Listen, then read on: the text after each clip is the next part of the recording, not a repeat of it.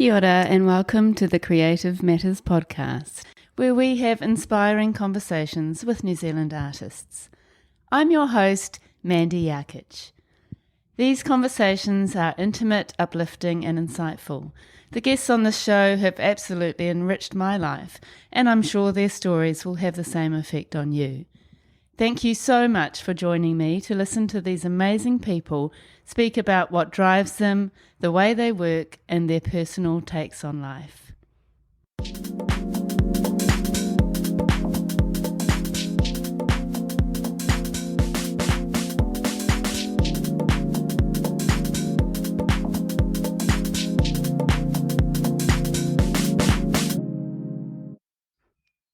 Julie and Michael Freeman are award-winning hyperrealistic pastel artists living in Auckland, New Zealand. Julie is currently creating work with the intent of realism beyond the photograph. Her subject matter is varied from coastal and nautical to the natural fauna and flora of New Zealand, but if asked, she would say she has an affinity with painting animals. Michael's subjects range from his current series of still life paintings featuring iconic New Zealand toys and objects, through to landscapes featuring old weathered sheds, barns, railway carriages, windows and doors, old locks and farm animals, mainly cows, all inspired by his photographic trips along New Zealand's roads with his lovely wife, Julie. It was such a pleasure to meet Julie and Michael on a very gorgeous Muriwai day. We discussed the similarities and differences between their practices and creative process, the ins and outs of sharing a studio space and teaching together as a couple, and the different ways they like to work. They talk about how they have built and connect to their audience on an international level, and how the competitions they enter and pastel societies they belong to contribute so much to their success and their artistic careers. They both demystify the pastel process, for me anyway, and they make really interesting comment about how hyperrealist artists and pastel artists are viewed by some within the hierarchy of the art world. I'm sure you're going to enjoy listening to this episode as much as I enjoyed recording it and meeting these two lovely people. Good morning, Michael and Julie. Good morning. Good morning. It's very exciting to have two people, a very loving couple, come to see me at Muriwai. It's the first time we've ever had a couple who are both artists on the podcast. So a very warm welcome to the Creative Matters podcast. Well, thanks so much for inviting us. Yes, thank you. It's a beautiful day that you've invited us out here. Yes, it's so gorgeous. Finally, we have the sun shining. So logistically, it's a bit unusual having two people and one microphone and my microphone. So what we're going to do for this episode is talk to you independently, and then we'll kind of come together and figure out how to do that sound-wise. So, let's get started. And perhaps if we start with Julie. So you can go back to your seat, okay. Michael. So, Julie, you have a long history in working with pastels. Can you tell us a little bit about your childhood? It would be great also to hear about how you met the lovely Michael, which I know was when you were a teenager, which is incredible. So, tell us a little bit about that and then how you got into your art. Okay. I met Michael at a church youth group when I was about 14. And I actually said to my mum at the time when she dropped me off one day, I said, that's the guy I'm going to marry. Really? Which seems really odd, but yeah, so we ended up going out. So we've been together for over 50 years. I'm now 65. And we've always had a mutual love of art and detail work as well. We got married in 1980, and then the day after we left to go to the States, where Michael was doing a master's degree in design. I've always been interested in art ever since I could hold a pencil. Always loved to draw and illustrate. I never actually wanted to go to university. Much to Michael's concern, he really thought I should have gone, but I wasn't really interested. I was considering art at that time more of a hobby, and I just couldn't see myself as a career person doing art. And I also didn't really, I knew the kind of art I liked to do, and I didn't really want anyone influencing that on telling me how to do my art. So, so that's kind of how I felt at the time. And you were somebody who loved to draw things that were realistic, even as a young person. Yeah, I've always had it in me. Never been interested in any other kind of art.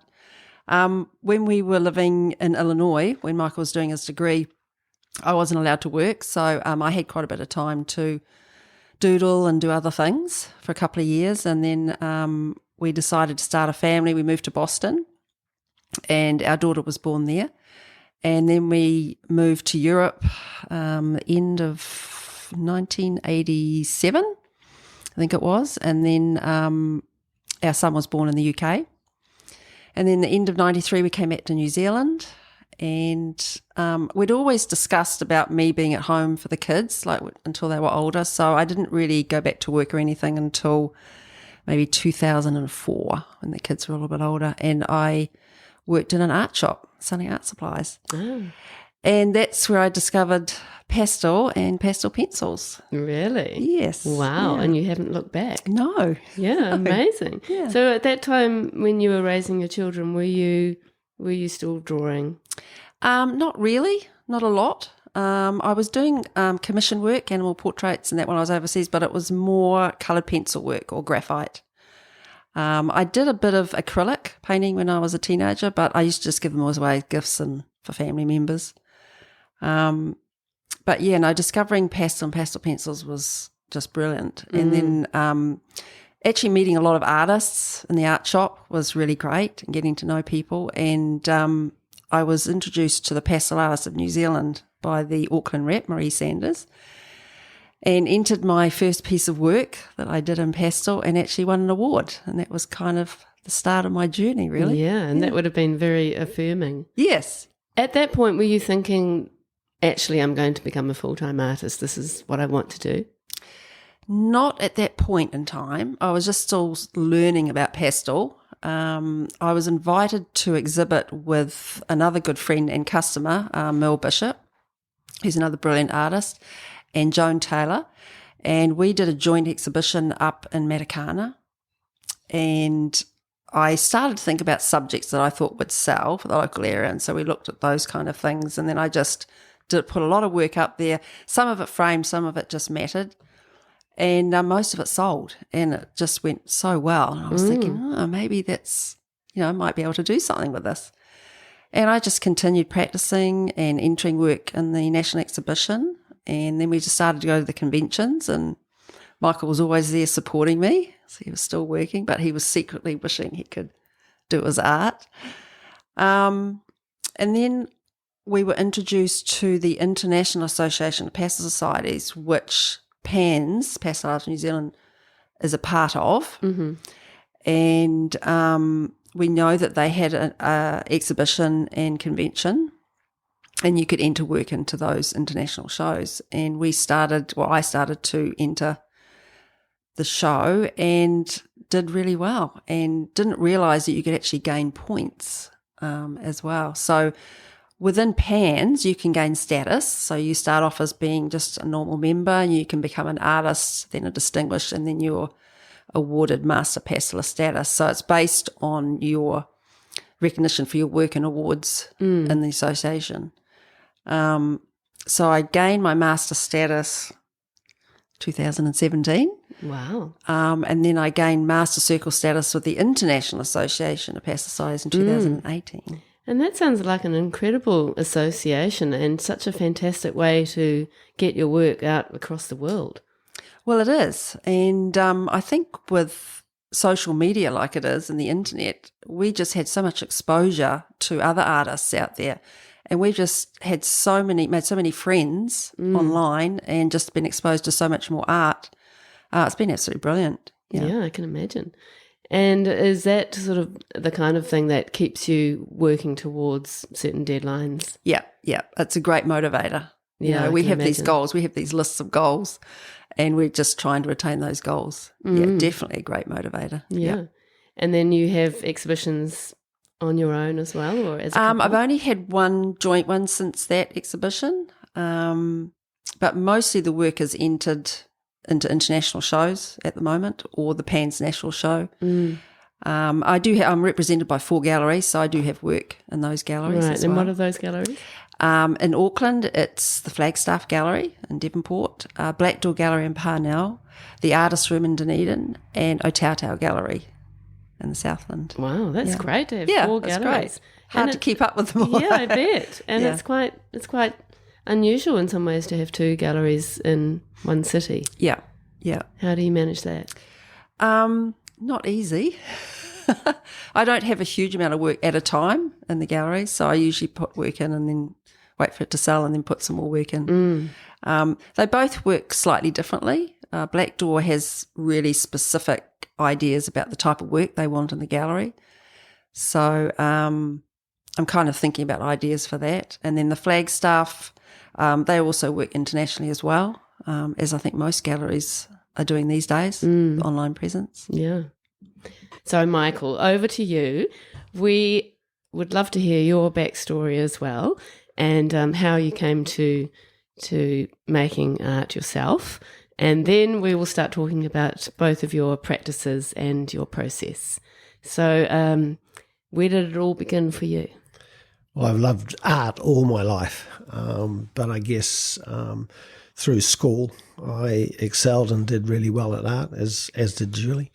At Westlake Boys High, in fact, one of the things that I sort of look back on fondly is Jeff Thompson and I shared the third form art prize at Westlake Boys High. Oh, wow. So we sort of did art through the years there.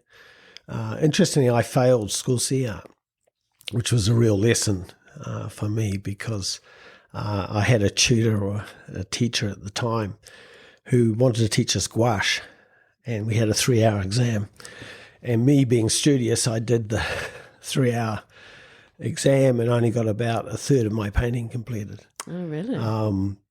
So it wasn't very good advice. It was a stupid thing to have done. And then it changed my ideas about how I was going to approach getting into Elam, because you could get in on a portfolio of work, which is what I'd always intended on doing. But I also heard that you could get on into Elam through bursary. So I did the bursary route rather than the portfolio, which was, the first year was a bit intimidating because there was only 2 of us there on bursary. Everyone else was talking about their portfolios, and we couldn't share in that. So the first year was really challenging, but also exciting.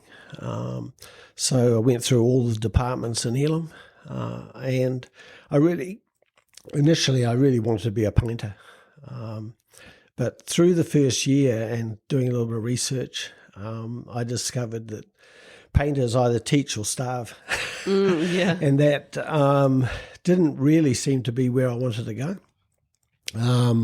And so when I was in the design department at Elam, I really saw a course where I could get a professional sort of background or experience. And I also found there was an opportunity to go study in the United States for a master's degree with the link between the University of Auckland and the University of Illinois. So that's the route that I decided I was going to take. I did design. I did product design. And in my year, I was the only student doing product design after the second year. Peter Rouse, who's a glass blower now, was in the second year, but he decided to major in glass instead of product design. And I ended up being the only student in my year under Peter Haythornthwaite who will be known through Peter Haythornthwaite design. And so that's what I did. I got my bachelor's degree, went to the University of Illinois. I did a master's degree. Julie and I got married the sort of days before we left New Zealand. And we travelled to the United States as a couple and did my master's degree in product design.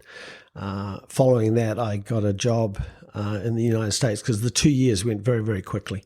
And we loved the United States and we thought we'd like to stay longer. The only way you could stay longer in the United States was to get a work permit in effect.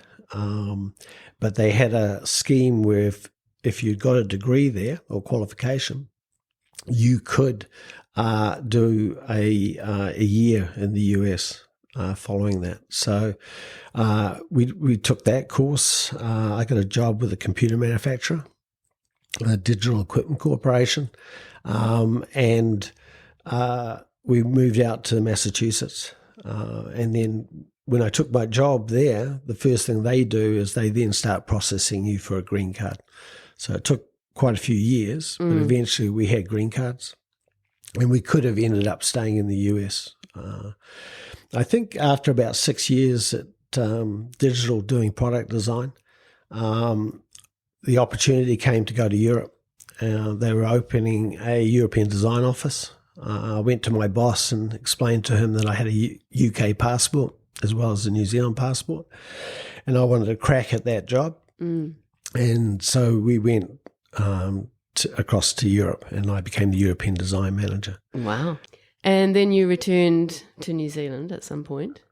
Yes, we came back. We had a family at that point. We had our daughter and our son, and we came back. The big decision was we could have stayed in Europe or gone back to the United States, but we decided that the draw of New Zealand and family was to come back to New Zealand. So when I came back to New Zealand, I initially worked for Peter Hathwaite, and just to get a sense of the lay of the land in terms of design world, and then started my own product and graphic design business.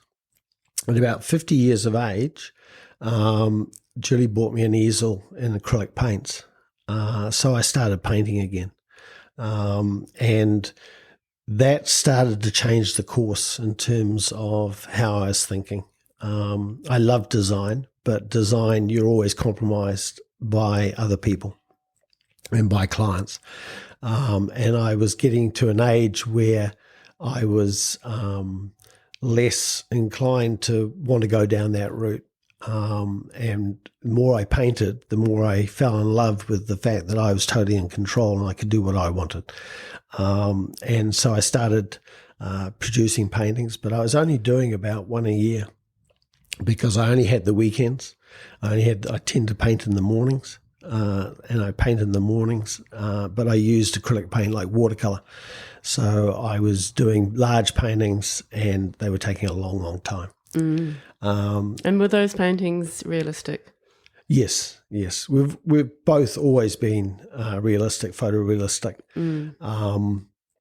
And what I was seeing at about the same time, Julie was having success within the pastel world. So one day in the studio, I finally decided I was going to have a crack at pastels. And so I did my first pastel painting, which I did in a very short period of time compared to my acrylics. And I realized that I really enjoyed it because I could accomplish things a lot quicker. And you actually surprisingly end up with a similar result. I mean, your pastel works look like paintings sometimes. Probably better because all of my acrylics, even though I say they're finished, I never felt they were finished because the amount of time, if you're a perfectionist, which hyperrealists, photorealists are, you tend to, I look at my paintings now and there's hardly any detail in terms of what I'm doing in the pastel. So you're absolutely right. Pastel allowed me to do it quicker. But as I honed my craft and technically really found out what I could do, then I've been able to add more and more information and more detail into my paintings. Yeah. And that's become more satisfying. Would have been great, yeah. And did you ask your lovely wife to give you a few lessons on pastel use? Julie's shaking her head and laughing. That's a very funny question, really, for us, because when I started pastel, Julie, as you can appreciate, was a master pastelist and very accomplished and technically knew the medium really well. I guess at Elam, the way that we were taught was really very experimental. And you learn through doing rather than being told how to do things. So Julie would incessantly ask me whether I needed help or whether I needed advice. And I would always say no. because I learned through my mistakes. And so what we end up with is a product which looks very similar to most people when they look at them hung up on a wall. But how we get there is quite different. It's so fascinating. Yeah, I can't wait to hear from both of you how you work and how you actually use pastels in a way that creates such an incredible final piece. Because I really don't know very much about pastels. As you said, Julie, it's like, you think of oil pastels that you use at school, and that's pretty much, for a lot of us, all we know and understand about pastels. So, it'd be great to hear from you both how you use these amazing, how you use this amazing medium and what tricks you have up your sleeve. Well, pastel is the purest form of pigment that you can find.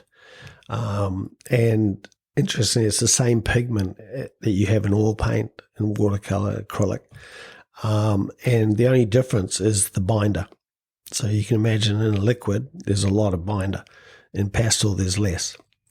We also use sticks, which are the purest form. And then we also use pencils, which have a little bit more binder to hold and to have a harder end product. So the pencils allow us to get the details. So most people, when they hear about pastel, are thinking of the sticks.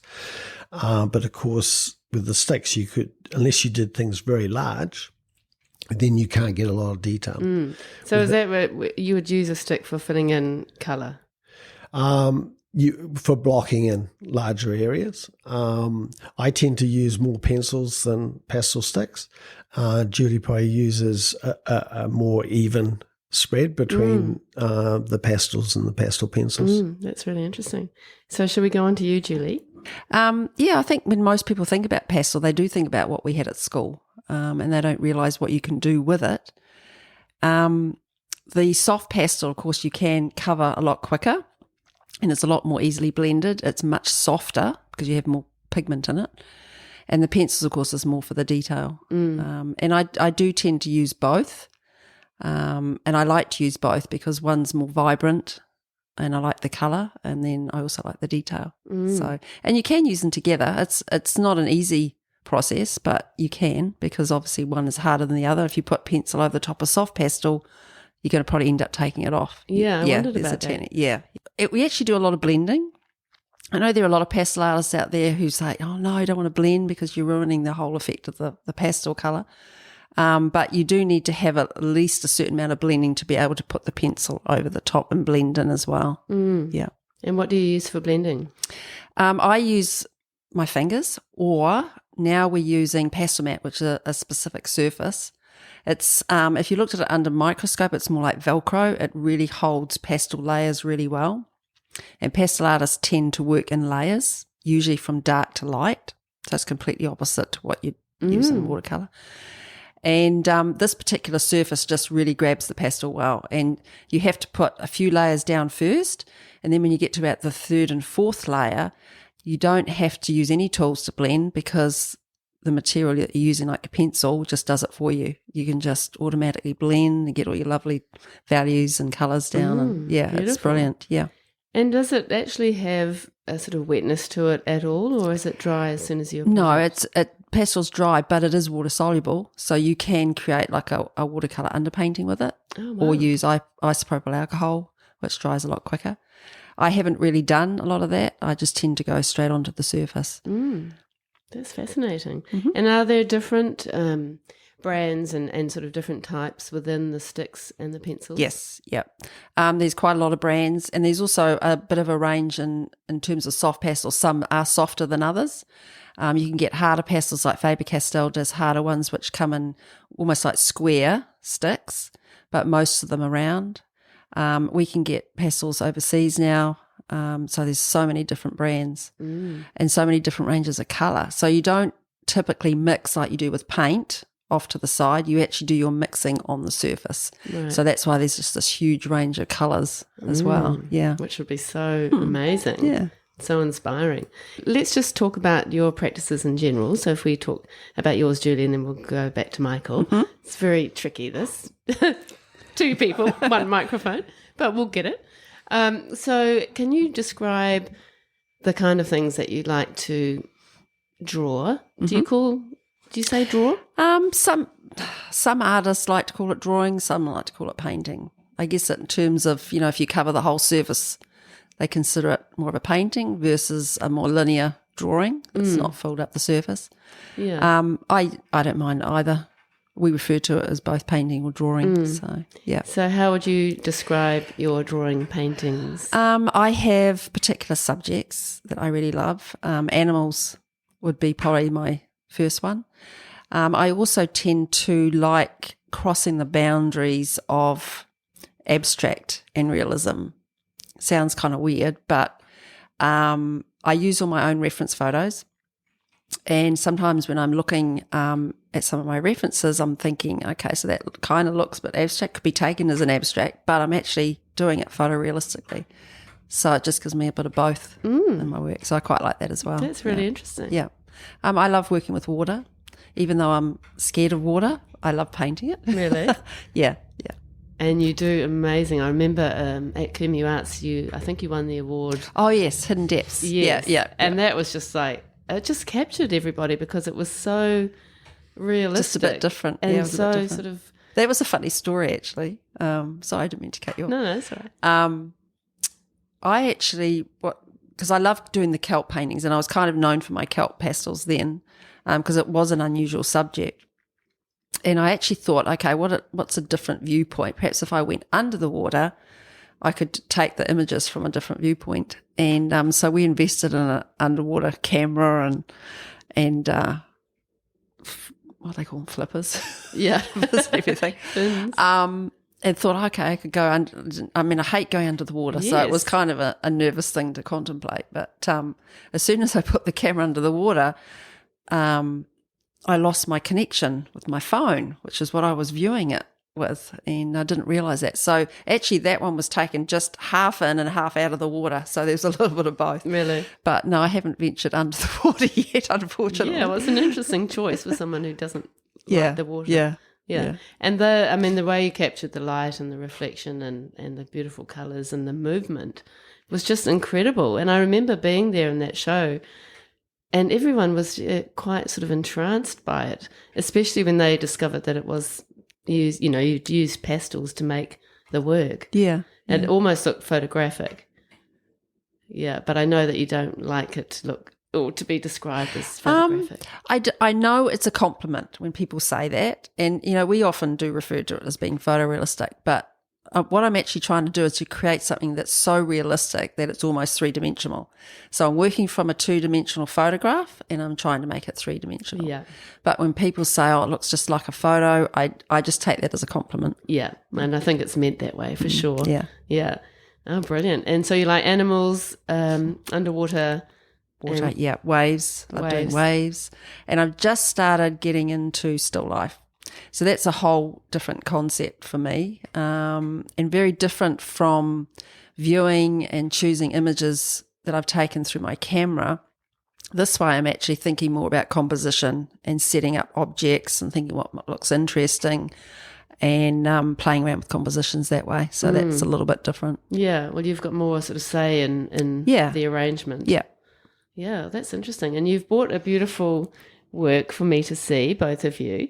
So I'm looking at the gorgeous oranges, which is like an open orange, so you can see the flesh inside, and some oranges that are not peeled with the leaves, and all the incredible light and reflection and shadow in there with an incredible purple background colour, which is quite flat.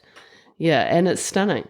Thank you. Just the beautiful composition is even just the way that you've placed the image into the space is really beautiful. Oh, thank you. It was actually, my daughter's actually a prop stylist, so she had a lot of boards and things in the garage, and I took out one of her boards and I thought, this would be a cool colour to go against the orange. And, of course, unpeeling the orange just makes it a lot more interesting to look at, and I love playing with textures. And, of course, when the sun was on that, I got all these shadows. And, of course, the shadows all looked purple. Yes, you know. So, I did it that way. And viewing from the top is also a different viewpoint as well. Yeah. And how do you work those shadows? I mean, I can't imagine Do you find it ever frustrating that instead of being able to make a colour like with paint, that you're trying to find the exact tone or shade that you need? Does it ever become a problem where you can't quite find the right colour? Not usually. Michael will actually say I'm pretty good with colour. So over time, I've recognised colour and values really well, especially tints and shades. And a lot of it is just, I guess, so many miles at the easel. I remember colours and I know what I've got in my collection. So when I look at a certain colour, I know, okay, I've got a pastel. I know what that is. If I tint it like this or I shade it like this, I'll get it. Or if I mix it with this other colour, I'll get it. So I get close enough that I'm happy. Yeah. And then you do create shades by adding darker colours. Yeah. And that's all done on the surface. Yes, it is. Yeah. Yeah. Fascinating. Mm-hmm. How do you actually work through from the beginning to the end? What is your process? So Michael and I go on lots of photographic trips. So we both use our own reference photos. And I'll come home, I'll look at the references on my computer. I do it through Photoshop. So I can rummage through, I can immediately see which ones might make a good painting, and then I'll study it and I'll play with cropping, maybe change the colours and values a little bit, and then I put it into a special folder called Picks for Painting. And I've got quite a lot in there at the moment. And then I'll just once in a while come in there and say, I'd like to do that one right now. And then I get it printed as a black and white, the actual size that I'm going to be painting it. I find it's really handy to have it off to my side for checking measurements. So typically we would grid, especially for the more complicated pieces. And we do that with Pastel, and you can transfer with Pastel on the back as well.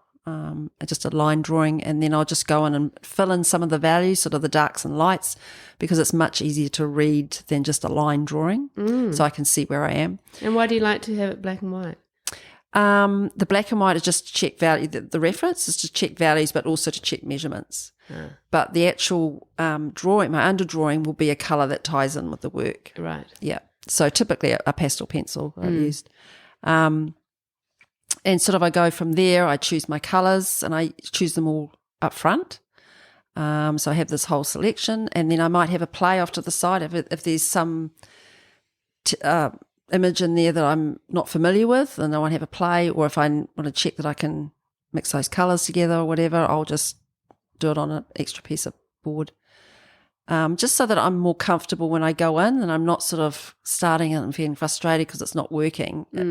I think it's sort of similar to what Impressionists do when they do little small studies, notion studies or whatever, just to be more comfortable going in. And we typically work from left to right, top down, to avoid any smudging.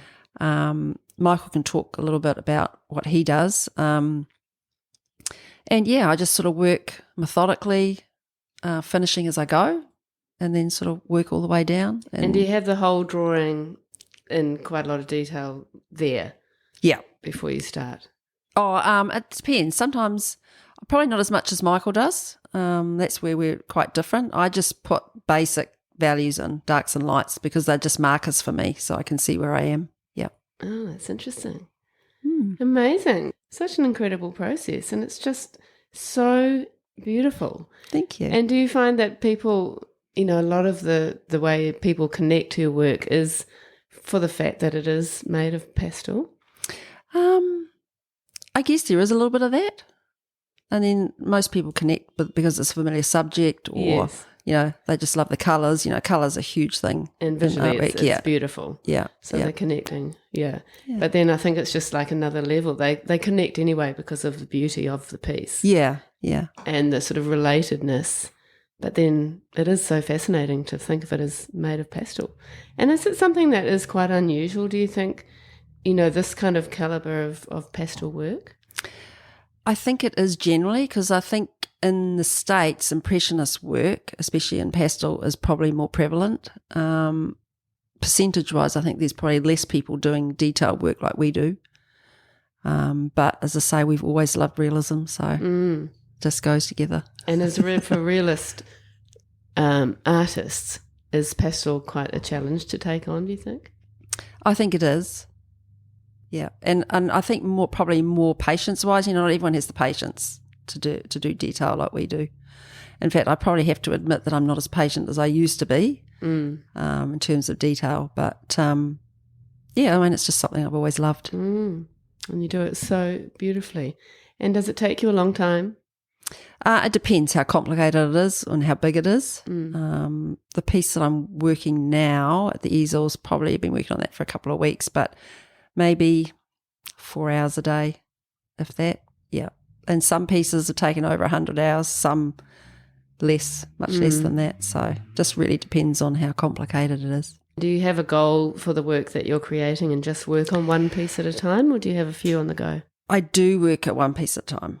I'm not very good at working on two pieces at a time. Yeah, sometimes there is a goal in mind because we know that there are certain shows that we want to put work into, and they become quite restrictive in terms of it hasn't won an award before or it hasn't been exhibited before.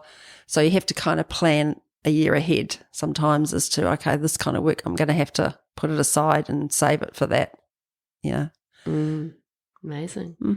So, Michael, we haven't forgotten about you. Let's hear about your practice and your process. So, as Julie said, a lot of the things that we do are similar. Some of the differences, I guess, is that my underdrawing, I tend to put a graphite underdrawing down, which we, as Julie said, we grid. But I do that on a separate piece of paper. Do the grid, do the line drawing. And then I put graphite on the back of that paper, and then I transfer it onto the pastel mat. And the reason I do that is I don't want the grid on the pastel mat, because pastel mat, as Julie said, has a memory, and you tend to fight the substrate a lot if you've got a grid on there. I do tend to love detail, so the information I have there initially is quite detailed. And my graphite drawing, I found initially I used to put a piece of A3 paper over it to rest my hand on, and the drawing would disappear underneath. So what I tend to do now is I put an acrylic wash over the graphite, which sets the graphite. It means you can rub your hand as hard as you want across it and you don't lose that underdrawing. That's great. So that gave me a lot. It is laborious and does take time, but it has become part of my process. And I do love painting. So the idea that I can use a paintbrush as part of what I'm doing tends to work for me. We work left to right, top to bottom, background to foreground. And we do that very systematically, and we do that so that we finish as we go, which is also a little bit different. Not all photorealists, hyperrealists do that. There are people that work the whole painting, but we tend to do it finishing as we go. Yeah, that's really interesting. It's a very different process, isn't it, to painting? Yeah, and that's, as I get older and maybe wiser, you discover things, if you like, that where the hyperrealist is quite different. As Julie said, in the States, the impressionist is there are a larger number of people doing impressionism, and they talk about mark making. And it only occurred to us rather recently that in hyperrealism, the skill of the hyperrealist is in disguising it so that people don't know what the medium is, or utilizing the medium to such a degree that you cannot tell when you look at the painting what the medium was. And we follow a group of watercolorists, for instance, which I think is a very taxing medium in terms of your ability to control it and not make errors. And they do absolutely beautiful hyperrealistic work that when you look at it, you don't know it's a watercolor, which is something that impresses us. Yeah, so, and that's just another element, like we were saying with Julie, and it's another element that's really interesting for the viewer. Yeah, totally. And I with my paintings, I want someone to be captured from a distance, but I want them to get to the point where their nose is touching the glass, because there's so much information and so many things that they can look at and discover that they couldn't see from a distance.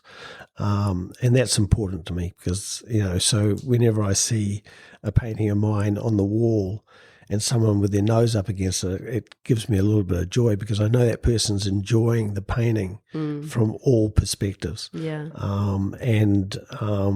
I love capturing that level of detail. And in fact, I learnt that again not too long ago. I was doing a piece for a workshop which was 5 inches by 5 inches, and it was just pebbles, stones.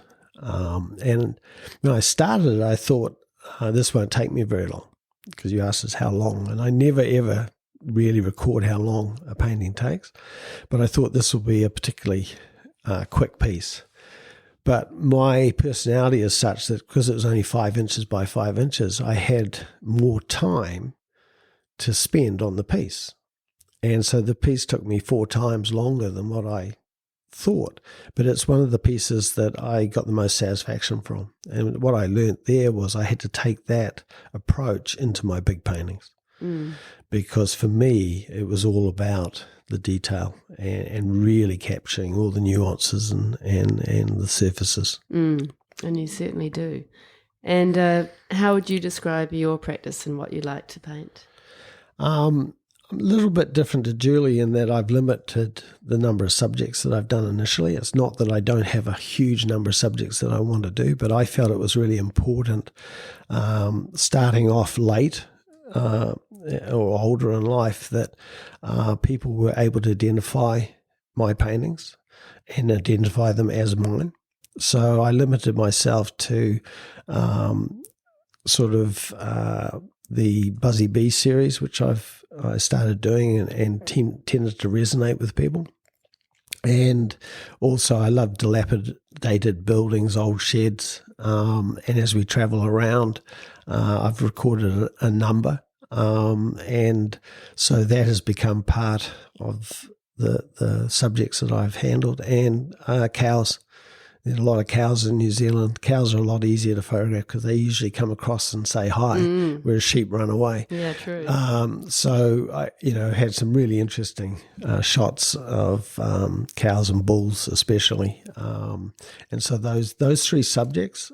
There's a lot more that I would like to do and will do, but until we've accomplished certain goals that we have, I'll probably pretty much stay within those. Yeah. And so the Buzzy Bee series, is that looking at New Zealand iconic toys in general, or is it using the Buzzy Bee around other sort of recognisable everyday objects?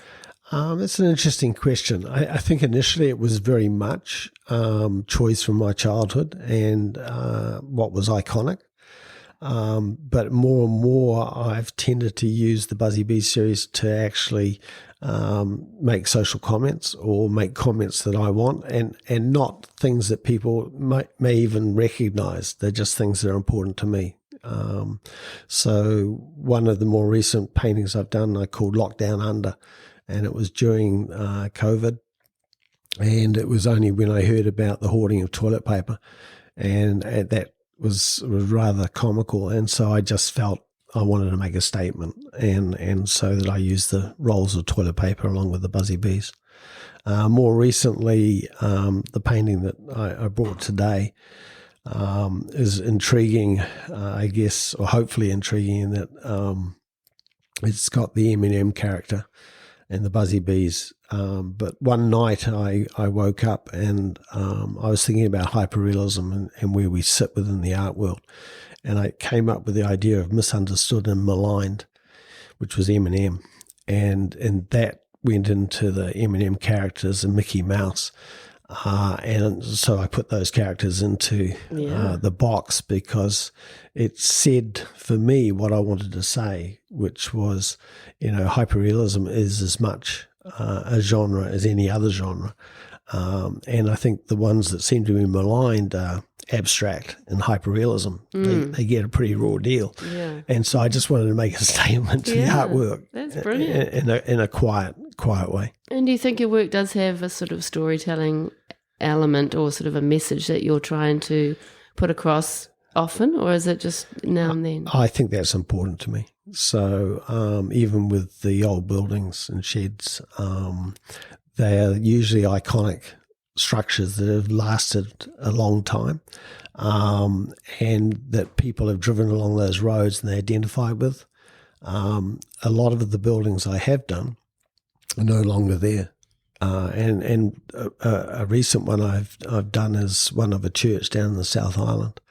And as Julie does, I have a huge collection of photographs that I intend on painting. And I was looking through recently and I couldn't remember where I'd actually taken the photographs. So I Googled, because there's a sign in front of the church called Lady of the River. So I Googled Lady of the River, and what I came up with was this flattened church after a cyclone. So the church doesn't exist in the South Island anymore. And so that immediately said to me, I need to paint that, because it was such a beautiful church and so strong in my memory.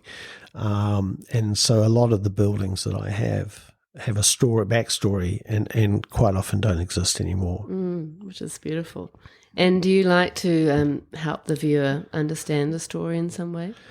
I think through the competitions that we enter, sometimes you are asked for a short paragraph or whatever, and then I will explain it.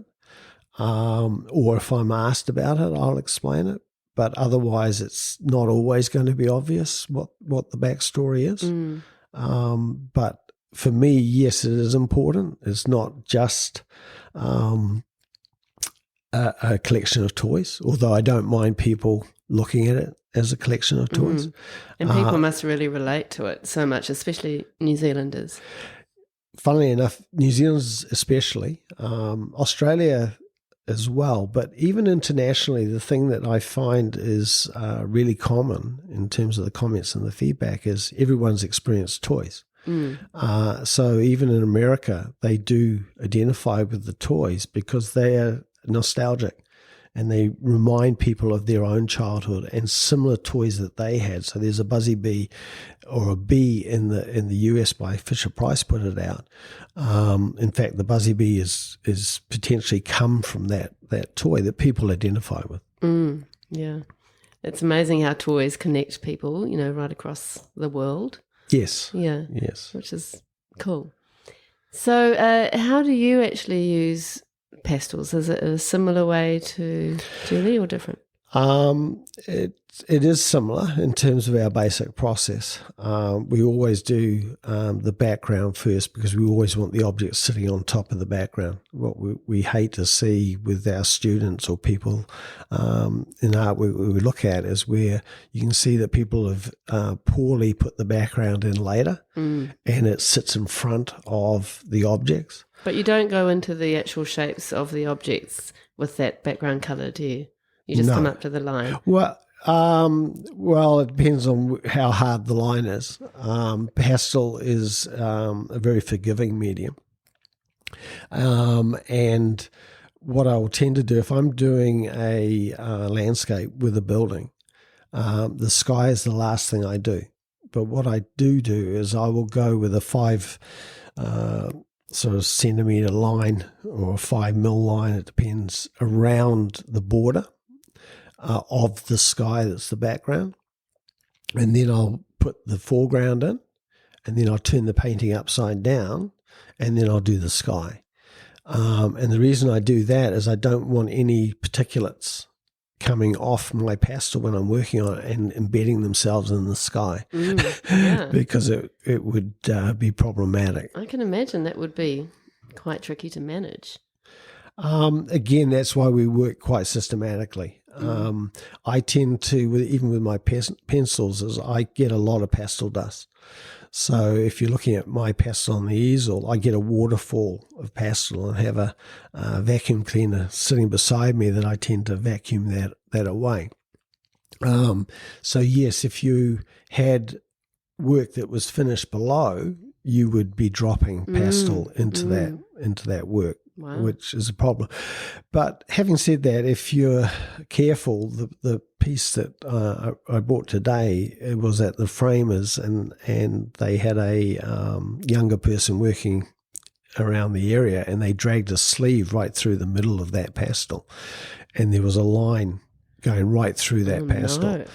But I think it took me 3 hours, and you can't tell the line was ever there. Really? So using a mail stick and being very, very careful and knowing what colours you utilise, pastel is a lot more forgiving potentially than a lot of other mediums. Yeah, you don't have to try and make that colour out of paint.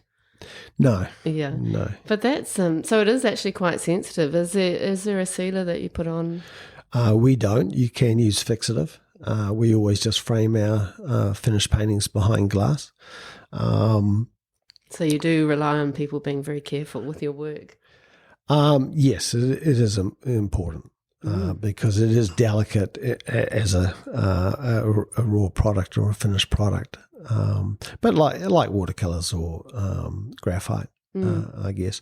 In terms of the color mixing, one of the things that's always interesting when you see us at our easels is the number of pencils that we're using at any one time is huge.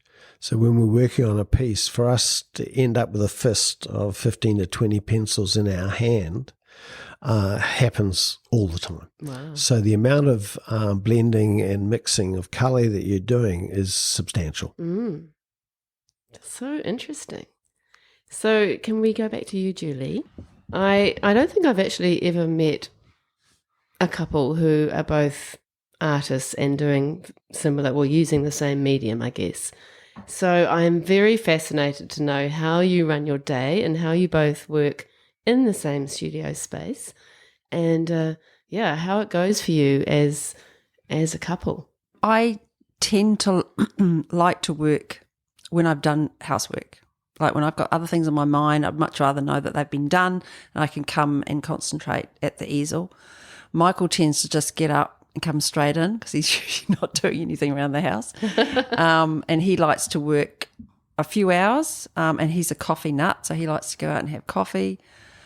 But I can work all day if I had to, whereas Michael doesn't. You prefer just a few hours. We have to compromise on the music. I like to have music going on. Michael can work with nothing, but I just find that horrible. So we compromise on the music channel that we have, and it's usually The Breeze. To listen to that. Do you listen to podcasts at all? We do. We actually just started listening to podcasts, haven't we? Yeah. Knowing that you were about to be guest on a podcast. But yeah, no, there's been some quite interesting ones that we've been listening to. Do you talk to each other while you're working? Yes. Yeah, we do. I hesitate. There are some things that we don't agree on in terms of work. Michael will sometimes come and stand and look behind me, and I know if he doesn't say anything, there's something that he's not happy about with the work. Whereas I'm a little bit more vocal about his work, I will say it, and he's not that keen on that. Really? He might not get the right reaction. He might think about it after a while, and then he might go in and change something. But yeah, he's pretty adamant he's doing what he's doing because he wants to do it. But yeah, there's a lot of discussions that go on in the studio because, we teach together and there's always subjects to discuss with that. You've got the more messier side of the studio because it used to be his office. And then when I started in Pastel, was working on one small section and then he was working on the other side. But now that we're both working there, yeah, he has that half, but he's very, very messy on that side. I don't know how he gets anything done. It's actually conundrum because with his design work, he's so particular, and with his artwork, he's so particular. But his studio space, I don't, yeah. And are you quite tidy? Yeah, I'm really tidy. So does that bother you that you've got a messy half of the studio? Yeah, it does. Enough said. Yeah. So, Michael, would you like to add anything to that? We work really well together, I think, in terms of we do share the space well. We do have our differences, as you've heard. I think each other's worst critics, and we're probably each other's best supporters. Yeah. And that just tends to be the way we are in our studio. I tend to like praise. So all I want Julie to say is it looks fantastic, and she'll never do that. so that's a dilemma for me, not for Julie. Julie's always very willing to give critical advice. And a lot of her advice is on point, but it's not always well received or taken on board initially. So over time, we tend to do that for each other. As Julie said earlier, her colour sense is exceptional. I tend to always do things slightly paler than what the end object is. And I know if I do get the values darker, then my end product looks a lot more realistic. But it's just in me. My father was the same with his paintings. They were very, very pastel, with no pun intended, because he didn't do pastel. And so I don't know what it is, but I tend to read things a lot lighter, whereas Julie reads things very accurately, and she will see whether things are right or wrong. I do the same because of my design background with technical things like ellipses and circles and forms. And so if I look at Julie's work, that's where it will get me immediately, or something's not right. Or she'll ask me what I think of certain things. So with perspective or things like that. But we play nice most of the time in the studio. I think it's so amazing. You've obviously got such a lovely connection, and then, to be connected through your art as well is really very special. We think we're spoiled, and I guess the thing that's especially good is towards the end of my design career, we started to realise that our next career, our next opportunity was to be full-time artists. And so although it was late, we realised we have hopefully 15, 20 years ahead minimum. And isn't that a lovely feeling to know it's that you absolutely wonderful. are going to be doing what you love into your older age? Yep. And we don't have the constraints that you would have younger, so we don't have to live off our art. Which, is a bit frustrating to Julie, because Julie still has a lot of goals of things we want to do around the house and things like that. Whereas I really relish the fact that if my paintings sell, it's a bonus. That isn't necessarily the end goal for me. And so we do struggle sort of to reconcile that a little bit. Ultimately, they will sell. But for me, I was a product designer. I was earning $125 an hour.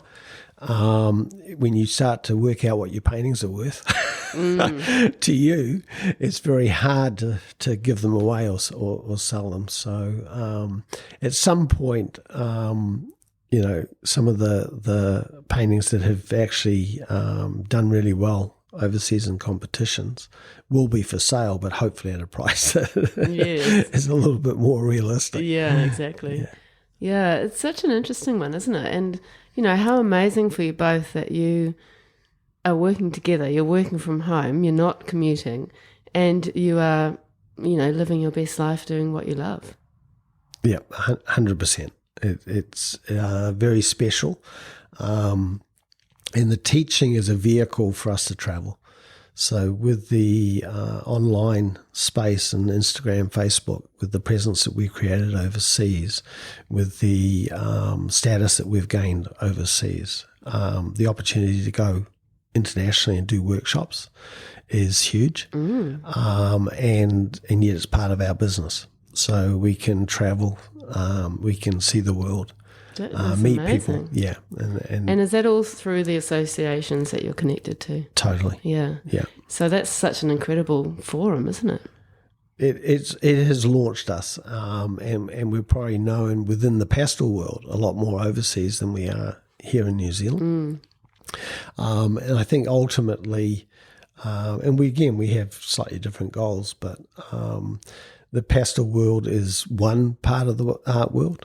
My goal, if you like, is the hyperrealistic space, and to be known as a hyperrealistic artist, not just a hyperrealist pastel artist. Yes, yeah. So that would be the goal and the aim. I like to sell the work. I like to think that people have got our work in their homes forever and ever, if that's possible. I don't like artwork sitting around at home. For me, that's just a waste. So I like to sell it. So that's where we do differ a little bit. I create because I love a particular subject, or I love the colours, or I love the textures. Textures is a big thing for me. I don't necessarily have something to say, but I just love to bring my subjects to life.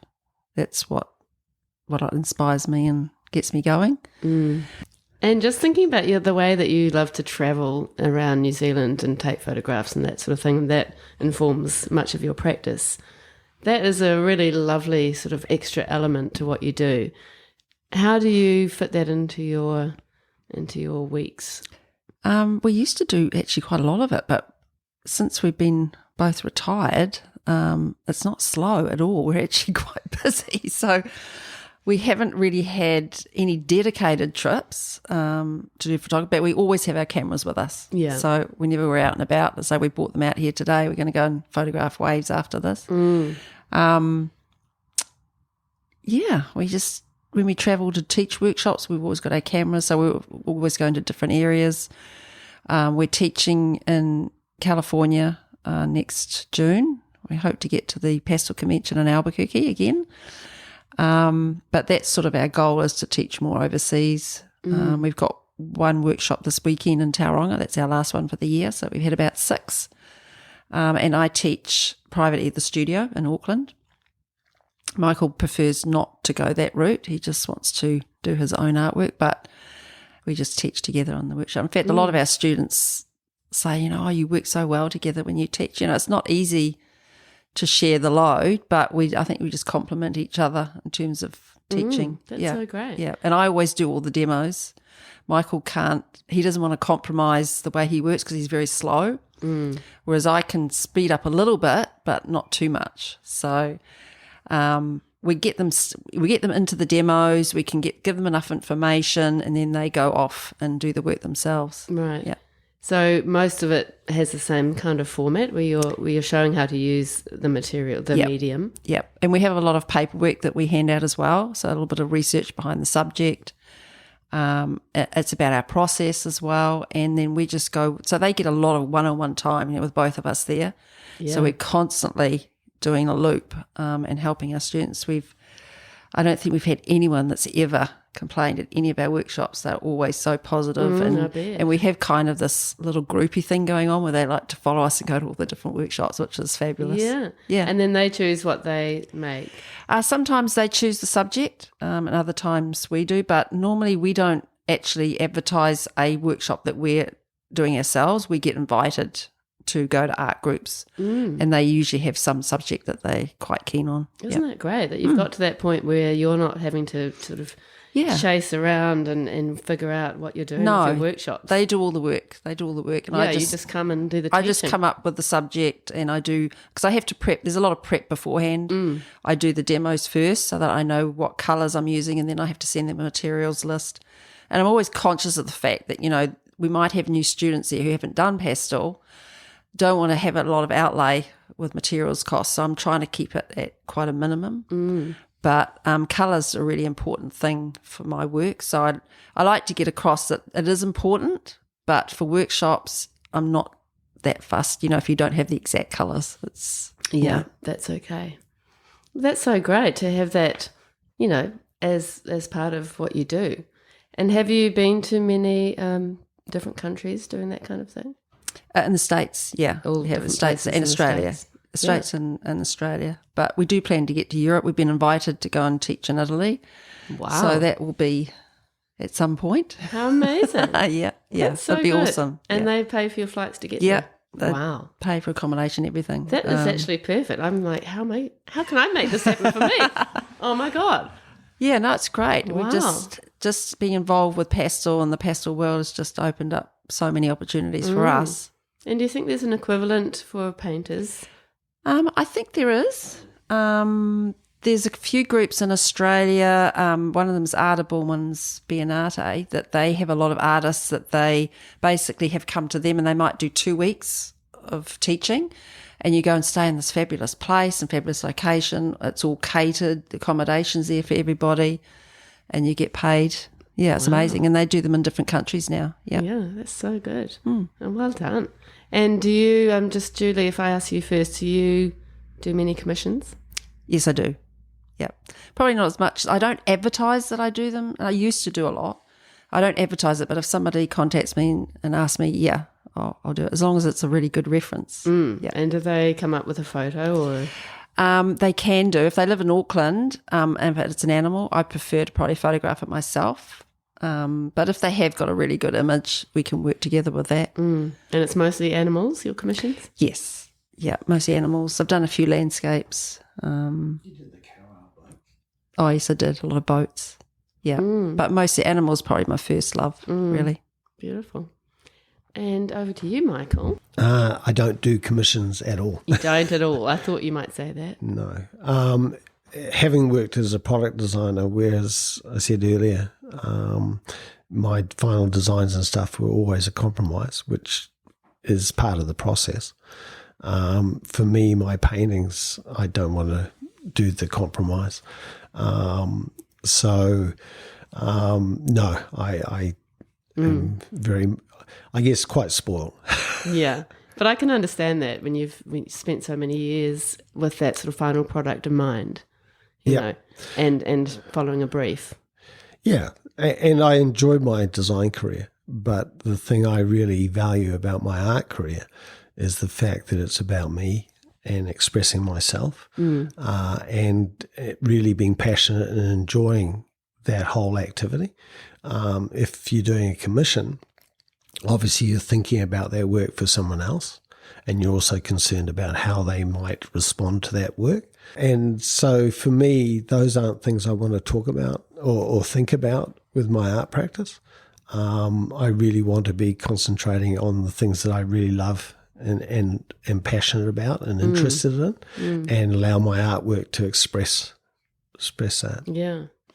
And do you ever feel, you know, because you're creating hyperrealist and photorealist work, does that ever feel like you have the product already kind of stated for you, and that you have to get to that final product so that you're capturing exactly what you see? Does that ever feel like a battle, or sort of a...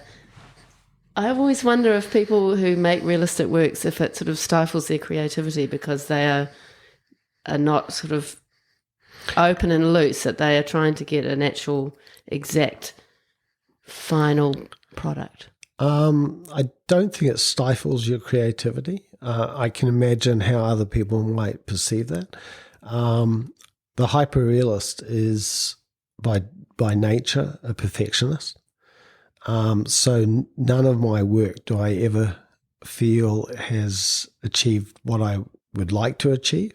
And as we said, we go left to right, top to bottom. When I get down to the bottom, it's better than it was at the top because I'm learning and I'm discovering things in my process and my techniques as I go. And I've reconciled as I've sort of gone along on the journey that is just part of the process, and that if I've learnt things, I'll take them into the next painting. But I don't find it inhibiting or overwhelming or anything that would keep me from wanting to do it. And I mean, I guess that sometimes it might get frustrating because you're not getting that detail exactly how you want it. But then to come to the end and think, right, I'm done, that must be a good feeling. Yes, and I think having distance from your work is when you appreciate it. So if 6 months, a year later, I'm less critical of something that I've done, and I actually can sit back and appreciate it a lot more. Whereas when I've just finished it, I can see the things that I'm not particularly happy with. So over time, I guess I've learned that it's only my own personal critique or standard, if you like, that is the issue. Other people won't see it, and it's just perseverance. Just keep on, get on to the next one, and keep going. Yeah, you clearly have a really large audience and you're sort of reaching people, you know, across the world, which is amazing. And we did talk earlier about how you sell your work online. So how do you use that, and how do you sort of grow that really committed audience?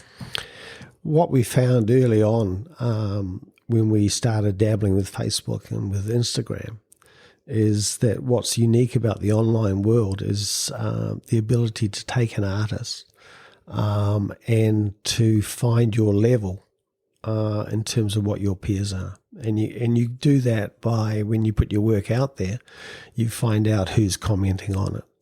And when people that you held as heroes are saying nice things about your artwork, all of a sudden you realize that you're in a certain bracket or a certain area. And what we found very quickly, coming from New Zealand, we always look at ourselves as being down on the bottom of the earth and isolated, and we don't really know where we sit.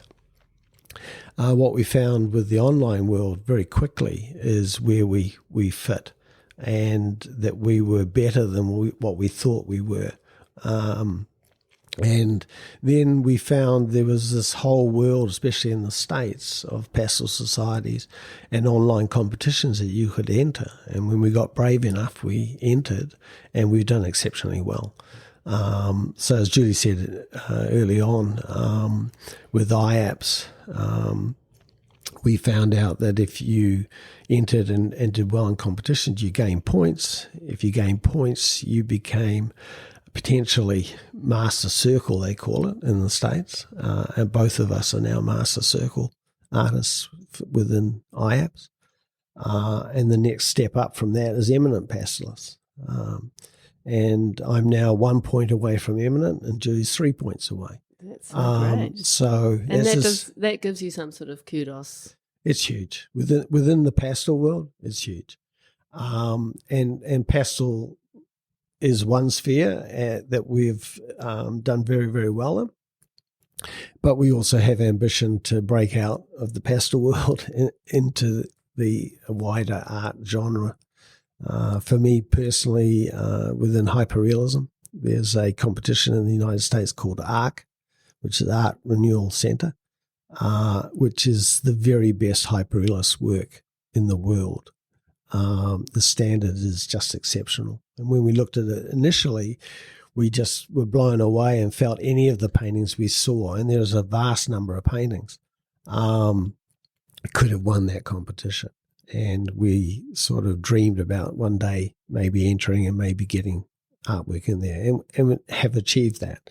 So all of a sudden, now our goals are outside of the pastel world, and not just be known as hyperrealist pastel artists, but just hyperrealist artists. Yeah, which is nice. Yes. Yeah, and that's it's so interesting, isn't it? It's almost superseding the sort of role of a gallerist for you, that you have this whole other, it's like this massive sort of overarching gallery around the world. Yes, I think that world appears to be changing dramatically. And as Julie said, she's lucky enough to have 4 galleries represent her in New Zealand. I have put work through those galleries, but because of my background, it's always tough when you give a huge substantial part of your painting to somebody else in terms of the cost. And so I haven't gone down that route as much. And online has changed that dramatically. So your ability to sell to the sort of collector, if you like, is a lot more direct. And what we have started doing now is we started our own newsletter because Facebook and Instagram, they give you access to a huge market, but you can't directly touch people. So through the newsletter, we now have individuals' emails, and we're actually able to target and communicate directly with collectors and people internationally. And that's a huge opportunity for us. That's so brilliant. And you're obviously managing, I mean, it's like a business that you're both running together. You're managing your artist business really well. Completely. And what happened was my product design business became our art business. Yeah. So Segway just slid from one to the other. It's a great background to have. Completely. Yeah. As a hyperrealist, I call myself a hyperrealist. Julie calls herself a photorealist, and they're pretty much the same thing. But what we find is realist painters, artists, is that within the art world, as we touched on previously, the hyperrealist is looked down on a little bit as to whether it's really art. As Julie mentioned earlier, the fact you use photography comes up regularly. And I guess where we experience a lot actually is through our teaching. So we have students coming to us who really enjoy very, very real end products in terms of the paintings. And that's what they are striving to achieve. They aren't all naturally photorealists or hyperrealists, and in fact in our workshops we always think there's only about 15% that have the personality to do what we do, but we don't distinguish. We love all genres, and what we do in our workshops is encourage people to express who they are, and for those people that we know instinctively aren't going to do the detailed work that we give them the license to actually do that and express who they are and compliment them on who they are. And a lot of them need that freedom, that understanding that, yes, they might like hyperrealism, but that isn't who they are. You know, they're trying to do it in 15 minutes or 20 minutes, but their mark making and what they're doing is absolutely gorgeous. They just need to be told that and given the ability to actually go away and do it. So what we found through our teaching, I guess, is that our students experience when they go to workshops, people telling them to loosen up. And they don't want to. Yeah. They get told how evil the camera or the photograph is and what it does in terms of not capturing, you know, the world. You should be doing plein air. What we tell our students is that photography is in every art school. Photography is an art form. Taking a photograph is an art. Yes. How can using photography be wrong? It's not wrong. And so we try to educate in terms of what we're doing and why we do it is because we're passionate about it. We love to express ourselves that way. But we also understand that if you're an impressionist inside or an abstract artist, go for it. And we love all genres and we admire all genres. So we find it hard that others criticize or look down at certain genres because we do not do that. And why do you think that is? Just human nature. I think personally, I feel that maybe it's a little bit of jealousy because I think the general public look at the hyperrealist work at a very high level and respect it. And so I think the impressionists, when they see that, don't feel that good necessarily about what they're doing. Or the abstract artists even more so struggles because they have even more derogatory terms, but the general public may not be behind what they do. So for us, it's about education and that all genres, for us, they're all on an even and they should level. all be valued. Totally. Yeah. And how do you feel about people who might think in the art world that the medium of pastel is a lesser art than something like paint? Again, I guess I don't understand it, so I can't really say how. I'm confused, I guess, because as an artist, whatever your materials are, whatever your tools are forms or ways in which you express yourself. And I don't see lesser or better. No, I just don't. I don't get that concept. No, it's even like the sort of oil paint versus acrylic paint. Totally. You know, there's always been a little bit of a thing about oil paint being a little bit more special, or oil painting artists, you know, have a bit more whatever. But I think that is changing.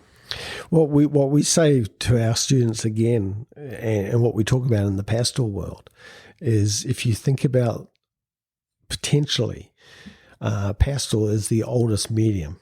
So if you look at the cavemen and you think about them using pure pigment and sticks on caves, they were the first artists that we have evidence of humanity in terms of the art they were producing. So really, Pastel goes way back. Yeah, totally. Yeah. Shall we go to you, Julie? We also talked earlier about how sometimes people view different subjects as lesser. How do you feel about that? Yes, I find that a bit of a challenge because doing animals is really my first love, and I love bringing them to life. But in terms of sometimes with competitions, especially international competitions, I think that animal art gets overlooked a little bit as being lesser. I don't understand why, because you're pretty much using the same skills. The only thing I could think about is if you don't have a background or more of a design sense with the work, that you're not being judged completely as you would like a landscape or a still life, where you're looking at composition as being part of the judging. But that's about the only thing I think of. But yeah, it's a little bit disappointing that you don't see a lot of animal art up there as well. That's so true. Yeah. And it's just a form of portrait, isn't it, really? Yeah. And just following on what Michael was saying about photorealism, and that some people don't, they just say, oh, why don't you take a photo? We actually, because realism is what we do, the photograph is just one of our tools from the camera to create that work. But yeah, we do find that a bit of a challenge. And in terms of creativity, all our creativity is already done when we're choosing our subjects, when we're playing with compositions and playing with colour, and even if we have a story to tell like Michael does, that's our creative side, and the end product is just because we love detail, and that's sort of how it comes out. Yeah. And it certainly shouldn't be seen as any less. No. Yeah. No, it's such incredible work. It's so beautiful. I'm very honoured that I have two of your beautiful paintings in my studio, sadly not to stay, but, they've had a visit. That's good. If we just go back to the competitions that you enter, it sounds like it's a really sort of incredible thing to do in a very holistic kind of way. So you're entering your work. It's like a deadline for you to aim towards with work. But then also there is the potential for prize money and then leading on to other opportunities. Can you tell us about that? Well, when I first started entering competitions, it was actually pretty daunting, and for Michael as well, just putting yourself out there on the international stage. But we soon sort of found that, we were doing pretty well, which was really good. And, entering some of those competitions have really good prize money or product, which is all really helpful for an artist. So that's sort of become a little bit of a revenue stream for us as well. But I think the main reason that we were entering was to have exposure for our work and us as artists. And that sort of opened up a lot of doors for us. We have a huge collection of artist friends that we communicate with almost on a daily basis. We get opportunities to teach online or in person. And we've also been asked to judge and jury international shows, which is fantastic. That is so incredible. And how did you actually get onto these kind of societies and competitions? I guess it was initially through the Pastel Society and IAPS, but then online, when you're on Facebook or Instagram, you sometimes see people who put a post up that they've won a competition, and you might go and Google it. But there are a lot of shows out there where you don't have to send your work, so you don't have that outlay. It may be $20 to enter a painting or whatever, and we just, as part of our practice, we say, okay, well, we'll spend this much and enter 2 or 3 pieces. And you just send an image of the work. Yes, a really good quality image. And then they're usually juried, so they're juried shows. And then when you win an award, that's even better. But with both of us entering the same show, there's usually a pretty good chance that one of us will do well. And other times we don't. We just had recently, Michael wasn't accepted into the Pastel Society of America or IAPS 1 year, and I did. And then the following year I didn't. So, and it's become so competitive now with other artists that they're all, fantastic artists, that there's a little bit comes down to personal taste from the judge or juror and just, what they see on the day for that particular work. Yeah. but they also look at the different types of subjects as well and different styles that they want to show in a particular show, even if it is online or not. They want to have a varied show that's of interest to everybody. They don't want to have the majority being landscapes, so they have to pick and choose between all those different subjects as well. Yeah. Oh, it sounds like such an amazing, revenue stream, but also such a great way of sort of binding what you do. Yeah, I think giving you direction. Yeah, and it's really hard to be a full-time artist these days. So just having that extra income is really great, and also exposure for products. If we promote certain products, we can get certain deals with that, which is pretty good. Good, and then travel on top sometimes. Yes, yeah. What more could you ask? I know. For? Yeah, so good. Okay, so if you come together, we're getting good at this. So, Michael and Julie, I've got you both on the same microphone now for the final wrap up. I'd just like to say thank you very, very much for coming to talk to me on the podcast. I've really enjoyed meeting you both. I think it's been something different and quite gorgeous to have a couple speaking about their practices, which are similar and different, and your different perspectives, and then just to see the amazing way that you actually work together and support each other and get things done as artists and as a couple is very inspiring. So thank you so much. Well, thank you. It's been really wonderful. It's been very special. You've made us feel very comfortable. This is a first for us. So thank you very much for the invitation to come out here. Thank you. I hope you do some beautiful photographs of Muriwai, and I'll see one day an amazing pastel interpretation. Thank you so much. Okay, Thank you.